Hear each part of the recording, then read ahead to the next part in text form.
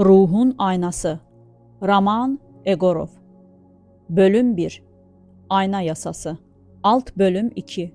Yansımaların dansı.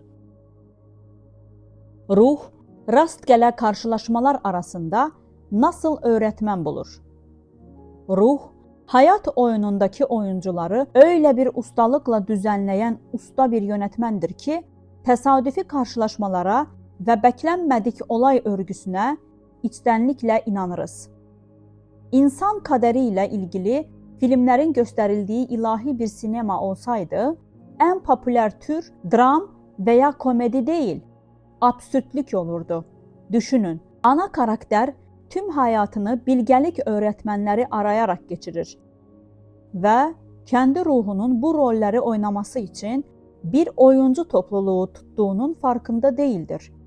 Aydınlanmış bir ustayla tanışmak için dua ederken, asabi komşusu her gün ona sabır dersleri verir. Manevi bir hoca hayal ederken, kendi çocuğu ona her gün koşulsuz sevginin ne olduğunu gösterir. Bu kozmik komedinin en komik yanı, tesadüfi karşılaşmalara gerçekten inanmamızdır. Bu kişiyle tanıştığım için ne kadar şanslıyım diye düşünürüz. Veya ne yazık ki böylesine tatsız bir adamla birlikte oldum. Ruhumuzun, hayatımızın oyunu için her oyuncuyu özenle seçen mükemmel bir oyuncu yönetmeni olduğunun farkında değiliz. Yansıtma, içsel olanın dışa, görünmez olanın görünür hale geldiği mekanizmadır. Kişiliğimizin kendimizde göremediğimiz veya görmek istemediğimiz yönlerini başkalarına yansıtırız. Bu, otomatik olarak bilinçsizce ama şaşırtıcı bir doğrulukla gerçekleşir. Ruhumuzun içeriğini dış dünyanın ekranına aktaran bir film projektörü gibi çalışır. Ancak yansıtma yalnızca psikolojik bir mekanizma değildir. Ruhun kendini tanıma fırsatı elde ettiği kutsal bir süreçtir. Bilinç kendini nasıl inceleyebilir? Yalnızca içsel süreçlerin dışsal yansımalarını yaratarak. Sevgi kendi gücünü nasıl bilebilir? Yalnızca sevebileceğin biriyle tanışarak. Sabır kendi derinliğini nasıl anlayabilir? Yalnızca sabır gerektiren şeyle karşılaşarak. Yansıtma ruhun gizli yönlerini bilincin yüzeyine çıkarma yoludur. Kendimizde doğrudan görmediğimiz şeyi başkalarında yansımış olarak görürüz. Kendimizin bir parçası olarak kabul etmeye hazır olmadığımız şeyi ayrı bir kişi olarak algılarız. İfade etmeye cesaret edemediğimiz şeyi başkasında vücut bulmuş halde buluruz. Yansıtma dansı her katılımcının aynı anda hem ayna hem de ona bakan kişi olduğu mükemmel bir etkileşim koreografisidir. Niteliklerimizi başkalarına yansıtırız ve onlar da kendi niteliklerini bize yansıtır. Niteliklerimizi onlarda, onlar da kendi niteliklerini bizde yansıtırlar. Böylece herkesin birbirine ayna tuttuğu karmaşık bir karşılıklı yansıma sistemi oluşur. Bu dansın en şaşırtıcı yanı yalnızca bireysel ruh düzeyinde değil, aynı zamanda kolektif bilinç düzeylerinde de gerçekleşmesidir. Biz yalnızca rastgele insanları çekmekle kalmayız. Gelişimimiz için gerekli rolleri oynamaya hazır olanları çekeriz ve onlar da bizi çeker. Çünkü biz onların gelişimi için gerekli rolleri oynamaya hazırız. Bu, bazı insanların hayatımıza tam da ihtiyaç duydukları anda neden girdiklerini açıklar. Neden bir öğretmenle tam da öğrenmeye hazır olduğumuz anda karşılaşırız? Neden bir düşman tam da güç geliştirmemiz gereken anda ortaya çıkar? Neden bir sevgili tam da kalbimiz açılmaya hazır olduğunda gelir? Ruhumuz eş zamanlılığın ustasıdır. Karşılaşmaları şaşırtıcı bir hassasiyetle düzenler. Bazen bu, görünüşte rastgele koşullar aracılığıyla gerçekleşir. Otobüse geç kaldınız ve hayatınızı değiştirecek biriyle tanıştınız. Tanımadığınız bir kafeye girdiniz və ən yaxın arkadaşınız olacaq birinin yanındakı masaya oturdunuz. Trafikdə sıxışdınız və iş ortağınız olduğu ortaya çıxan bir yol arkadaşınızla söhbətə başladınız. Amma daha yaxından bakarsanız, bu rastgələ olayların birər kalıp olduğu ortaya çıxıyor. Həyatımıza girən hər insan ruhumuzun o anda tam olaraq ihtiyac duyduğu şeyi gətirir. İlk başda tatsız və ya istənməyən görünsə belə. Bu mekanizmanın nasıl işlədiyinə dair bəlirli örnəklərə bakalım. Deyəlim ki, bastırılmış bir saldırganlığınız var. Hiss etmənizə və ya ifadə etmənizə izin vermədiyiniz bir öfkə. Bəlkə də çocukkən sizə öfkənin kötü olduğu öyrətildi və bu duyğuyu bastırmayı öyrəndiniz. Kaybolmadı. Sadəcə gölgələrə, ruhun bilinçaltı bir bölümünə çəkildi. Və sonra həyatınızda sizə sürəkli saldırganlıq göstərən biri bəlirir. Bu, işçilərə bağıran patronunuz ola bilir və ya hər şeydən məmnun olmayan bir məsləkdaşınız. Hər küçük bir şey üçün kavga çıxaran bir qonşu. Bu da sizi çox sinirləndiriyor. Nə kadar korkunç bir insan, nasıl bu kadar saldırgan olabilir diye düşünüyorsunuz. Ama yansıtmalar dansı açısından bakıldığında bu kişi sizin öğretmeniniz. Kendinizde kabul etmediğiniz saldırganlığı yansıtıyorlar. Hayatınızı zəhirləmək için değil, reddedilen tarafınızla yüzləşmənizə yardımcı olmak için geldiler. Onların saldırganlığı sizin kendi saldırganlığınızdır. Və onu görə bilməniz və bəlkə də qabullənə bilməniz üçün dış dünyaya yansıtılmışdır. Saldırganlığınızı insan doğasının doğal bir parçası olaraq kabul etməyi öyrənirsəniz, onu ifadə etmənin sağlıklı yollarını bulursanız, şaşırtıcı bir şey fark edəcəksiniz. Saldırgan insanlar artıq sizi çəkməyəcək. Ya hayatınızdan kaybolacaqlar, ya da sizə qarşı davranışlarını dəyişdirəcəklər. Çünkü ders alınacaq, yansıtma geri dönəcək və dışarıdan bir öğretmene duyulan ihtiyac yok olacak. Ya da başka bir örnek. Alçak gönüllülük kisvəsi altında özenlə gizlədiyiniz gizli bir gururunuz var. Belki de kendinizi içtenlikle mütevazi biri olarak görüyorsunuz. Ama içten içe itiraf etmeye cesaret edəməsəniz də, kendi üstünlüğünüze ikna olmuş durumdasınız. Ve sonra kader sizi açıkça kibirli biriyle karşı karşıya getiriyor. Kendi başarılarıyla övünüyor ve sizin başarılarınızı küçümsüyor. Ve evrenin merkezi gibi davranıyor. Bu, içinizde haklı bir öfke uyandırıyor. Ne kadar narsist, nasıl bu kadar kibirli olabilir diye düşünüyorsunuz. Ama bu kişi kendi gizli gururunuzun bir yansımasıdır. İçinizdeki narsistin dışsallaştırılmış rolünü oynar. Kibri sizi tam da reddettiğiniz yanınızı hatırlattığı için sizi rahatsız eder. Kendinizi övdüğünüz tavazunun, özenle gizlenmiş gururunuzun bir maskesi olabileceğini size göstermeye geldi. Gururunuzu dürüstçe kabul edip benimseyebilir, öz dəyərinizin sağlıklı bir ifadesini bulabilirseniz, kibirli insanların artık sizde böyle şiddetli bir tepkiye neden olmadığını keşfedeceksiniz. Hatta davranışlarını doğuştan gelen bir ahlaksızlık olarak değil, savunmasız bir egoyu korumaya yönelik beceriksiz bir girişim olarak görmeye başlarsınız. Yansıtma dansı sadece gölge yönlerle değil, aynı zamanda aydınlık yönlerle de çalışır. Başkalarına sadece kendimizde reddettiğimiz şeyleri değil, aynı zamanda kabul etmeye cesaret edemediğimiz şeyleri de yansıtırız.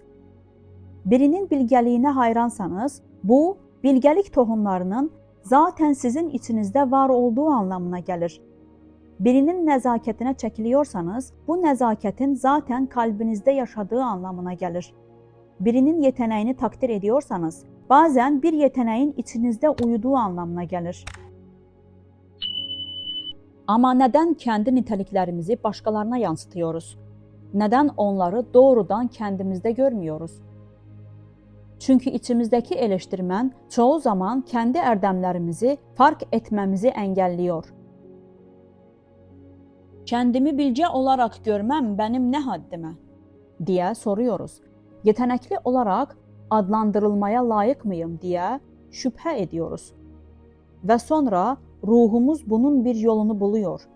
Bu nitelikləri bizə başqalarında gösteriyor ki, biz də onları görə biləlim, takdir edə biləlim və bəlkə də kəndimizdə kabul etməyə cəsarət edə biləlim. İçtenliklə hayran olduğumuz hər insan kendi potansiyelimizi yansıtır. Bizə eksikliklerimizi göstermek için değil, zaten sahip olduklarımızı hatırlatmak için gelirler. Rolleri kendimizde görmekten korktuğumuz kendi büyüklüğümüzün bir aynası olmaktır. Özellikle ilginç olanlar bir kişiye çelişkili nitelikler yansıttığımız durumlardır.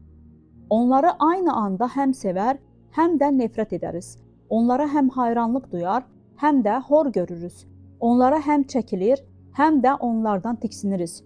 Bu tür insanlar kendi doğamızın karmaşıklığını yansıtır ve düşündüğümüz kadar basit olmadığımızı gösterir. Belki de bu kişi aynı anda hem bilge hem de bencildir. Nazik ve zalimdir. Yetenekli ve sorumsuzdur. Bu tür insanlar genellikle hayatımızdaki en önemli öğretmenler haline gelirler. Çünkü kendi doğamızın çelişkilerini kabul etmemize yardımcı olurlar.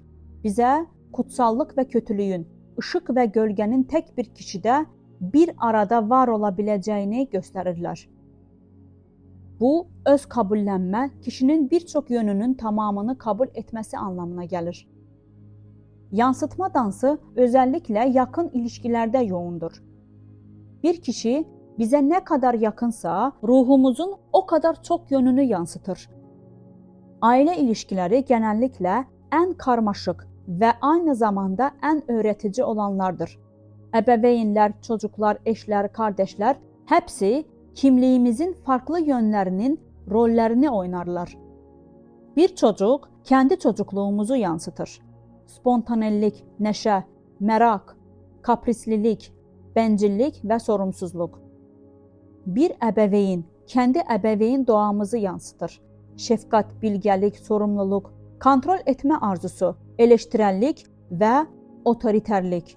Bir eş yakınlık kapasitemizin yanı sıra yakınlık korkularımızı, bağımsızlık ihtiyacımızı ve sevemememizi yansıtır. Bu yüzden aile içi çatışmalar genellikle mantıksız ve acı verici görünür. Başkalarıyla değil, kendi iç çatışmalarımızın yansımalarıyla savaşıyoruz. Bir çocuğa sorumsuzluğu için kızdığımızda aslında kendi sorumsuzluğumuza kızmış oluyoruz. Bir eşi bencilliği için eleştirdiğimizde kendi bencilliğimizi eleştirmiş oluruz. Bir ebeveynin kontrolüne gücendiğimizde kendimizin kontrol etme eğilimimize gücenmiş oluruz. Bu mekanizmayı anlamak aile ilişkilerindeki ilişki dinamiklerini kökten değiştirebilir.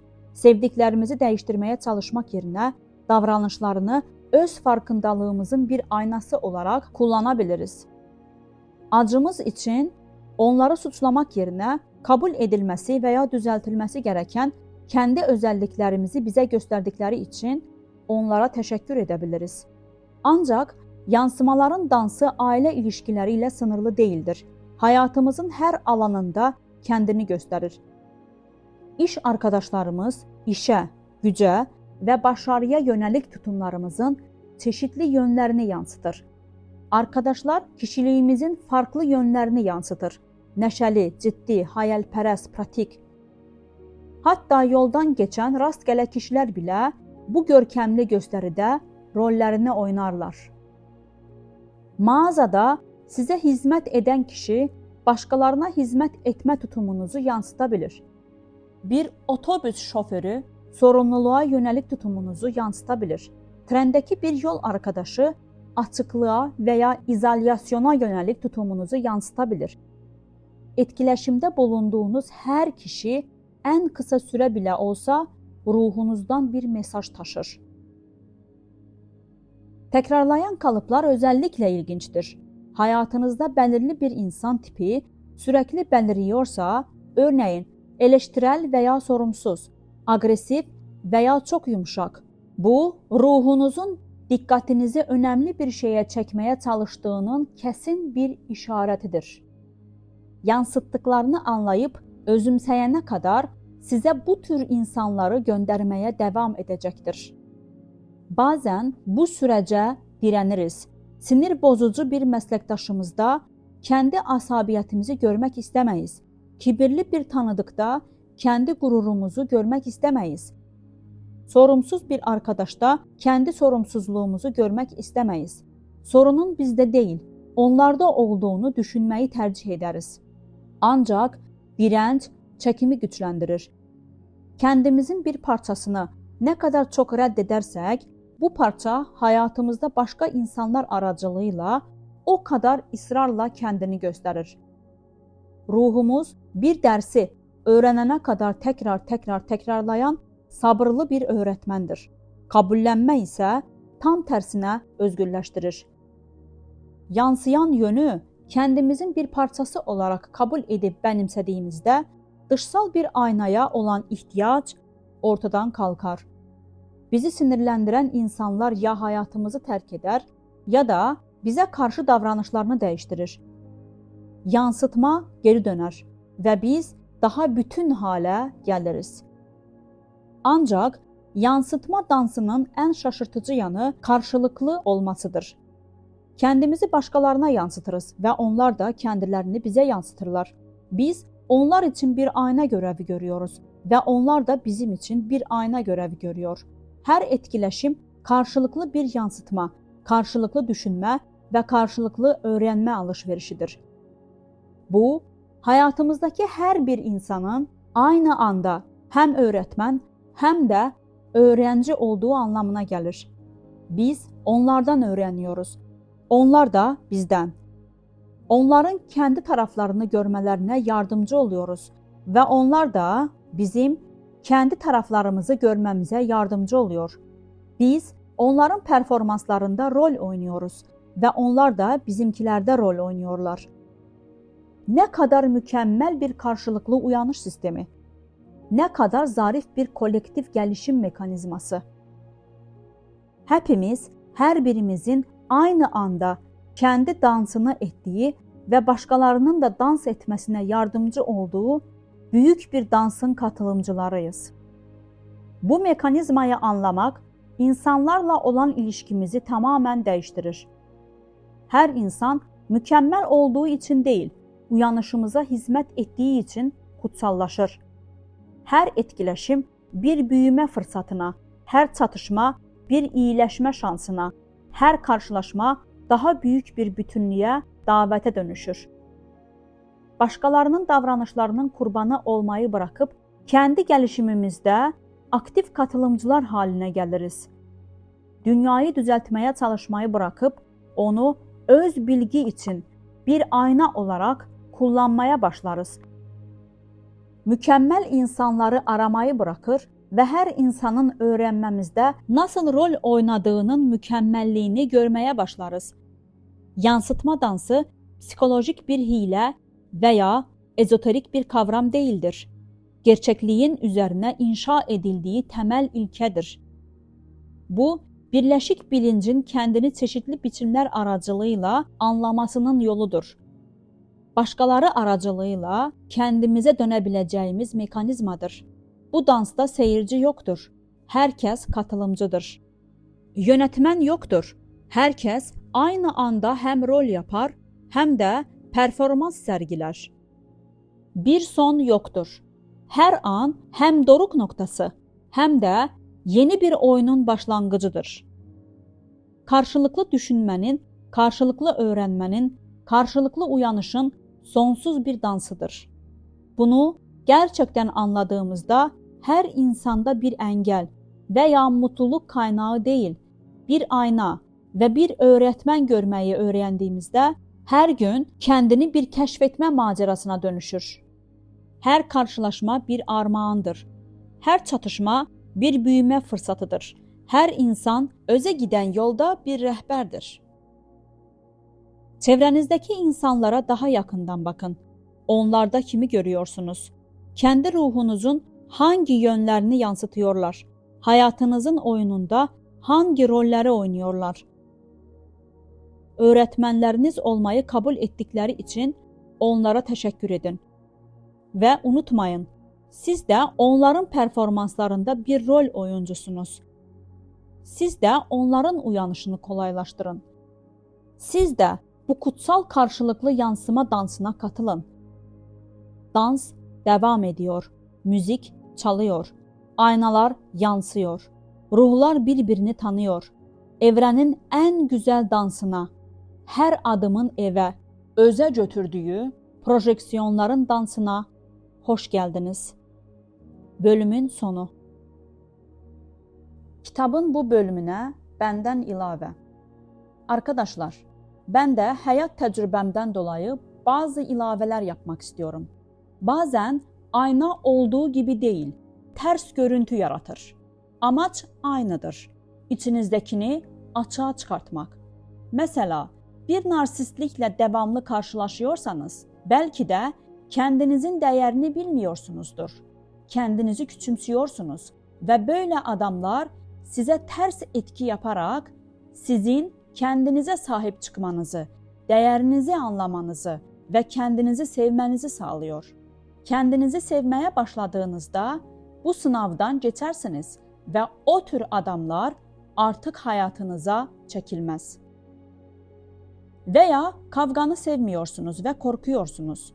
Öyle tip adamları da sevmiyorsunuz. İçinizdeki korkaklık geçsin ve siz de güçlenesiniz diye devamlı öyle insanlar karşınıza çıkacak. İçinizdeki gücü açığa çıkarabilmeniz için tabii ki. Hatta içinizde agresiflik olmasa bile korkaklık bu tür olayları hayatınıza çekebilir.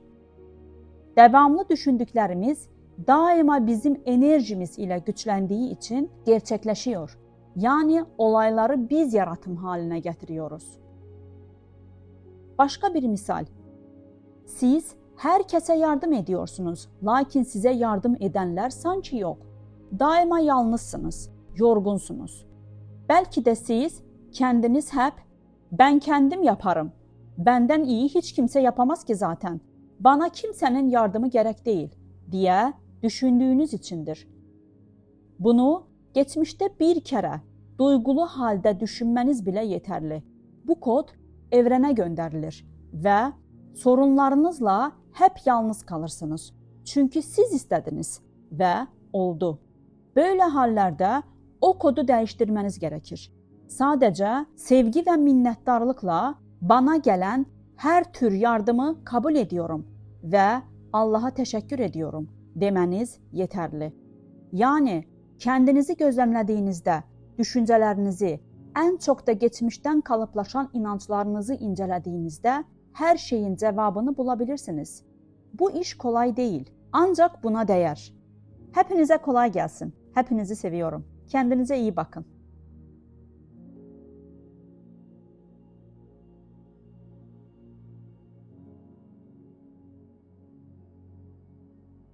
Değerli izləyicilərimiz, əgər bilgi faydalı olduysa, bəyənməyiniz və paylaşmanız bizi sevindirir. Kanalın büyüməsi və daha çox insana ulaşması, daha çox insanın bilgilənməsinə və aydınlanmasına səbəb olur. Bizimlə olduğunuz üçün təşəkkürlər.